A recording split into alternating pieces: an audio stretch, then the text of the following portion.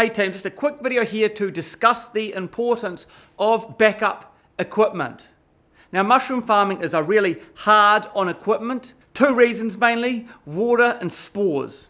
Water gets everywhere and spores get everywhere. Now, water is really hard on equipment and so are mushroom spores.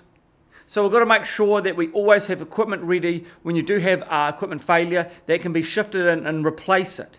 Either backup equipment or redundancies in your system that can pick up the slack if one part fails. So last week I took a week off. It's my first week off in quite a long time, and I basically went over to the west coast with the boys and we sank piss for a week. Drank a lot of beer, but right before I left I actually had my humidifier fan fail. Now this is my humidifier here.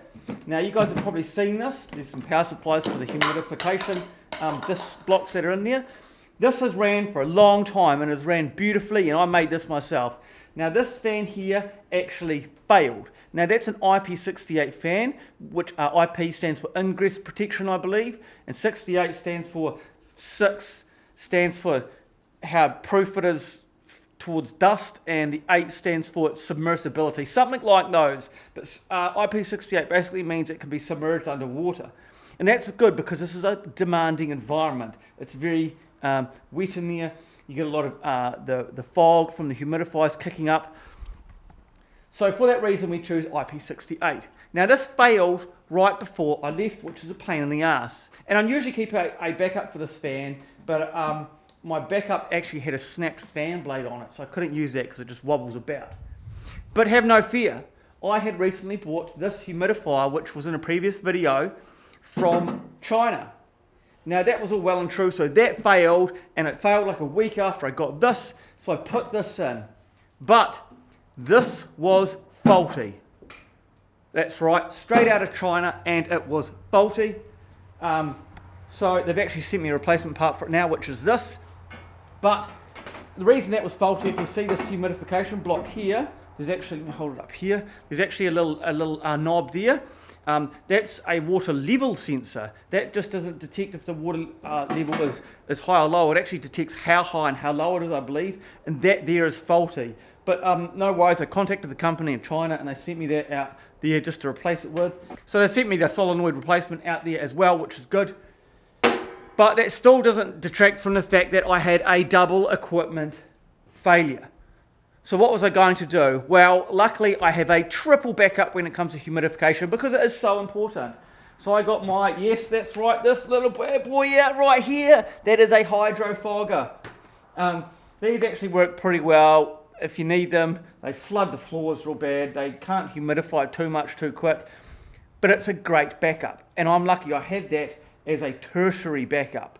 So basically have a backup for a backup for a backup. So that really saved the day. And we just simply plumbed it into here. That's not even plumbed up yet. This is my fruiting room here. We have been functioning with it. I haven't increased production yet because we're still trying to build. But I just put that on a floor down here. And that would run and basically flood the place. But it would run and would maintain humidification. Now, since we had the equipment failure of the fan, I did buy another backup for it. This one here, which arrived yesterday. So that's another IP68 fan, 120mm fan. So that will go on there like so. That one will come out, that one will go on, and we'll get this humidifier back up and running as a primary backup. And then today we're also going to try and get this fitted here into my humidifier, which came in from China, as my primary humidifier. So we'll have our primary humidifier, a backup humidifier, and our tertiary backup humidifier down there, so we can never have a failure of humidification again. But that's not the only integral part for humidifying.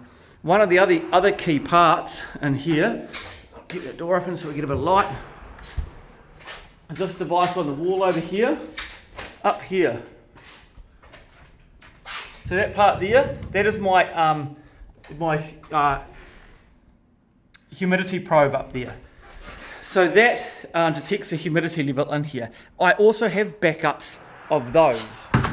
That is a key component. If you can't detect the level of humidity, you either have to shift to a percentage timer or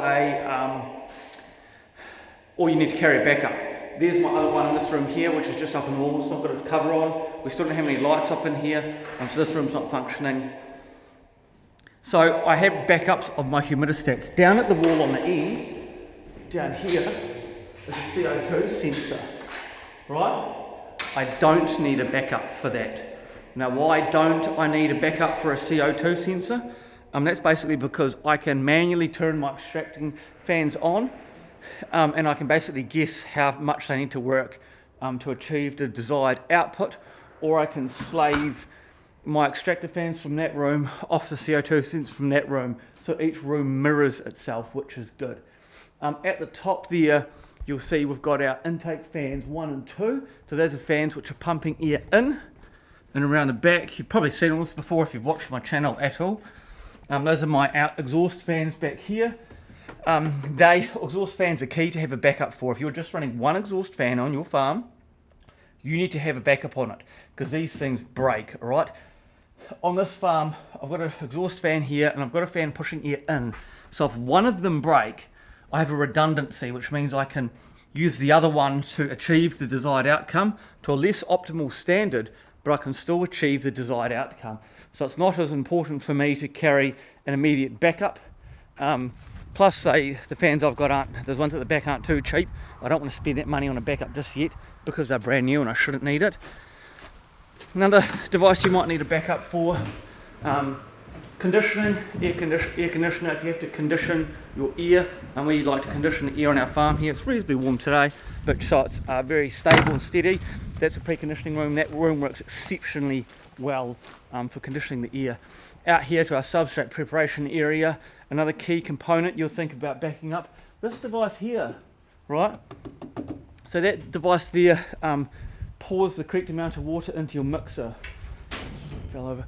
Pours the correct amount of water into your mixer or your bags individually bagging. If you don't have a backup on that and you have to manually pour the amount of water, it's pain in the ass. Another device you might think about having backups for things like your PID probes, right? They are prone to breaking, or your PID controllers. If you break one of those and you can't actually sterilize your equipment, can't actually sterilize your substrate for a week until you get another component, it can put you a week behind. So there are other things you might need to think about having a backup for. So my advice would be to go over your farm and look at each individual component and think, if this component fails now, how long is it going to take for me to, one, get a replacement, and two, how far behind our production cycle is it going to put us? And if it's anything like a week, you need to carry a backup. If the component, you can go down to the hardware store and buy a replacement, great, don't need a backup. But if it's going to put you behind and you're producing commercially and people are relying on getting, like chefs are relying on getting your mushrooms each week, think about backups. And think about them from the moment you start building your farm. Or if you've already built it, go over your farm now and have a look and see what can be done. If you're wondering why our farm looks like not much has been built over the past few weeks, one, I did take a week off, and two, we've still been waiting for equipment to arrive. Everything's been slowed down. These are our lights here. So these are our LED light strips which are going to be installed. We only got these as I come back from my trip. So we can actually get the lights working in these two rooms correctly. That room has just got the lights from my old room put up as a temporary fix. So some of our solutions to our problems are here, and we can carry on with the construction. We're also getting audited next week. It's like a food safety audit we go through. It's a really high level audit. It's the highest level audit you can get in New Zealand, and it enables you to sell into our primary supermarket chains here.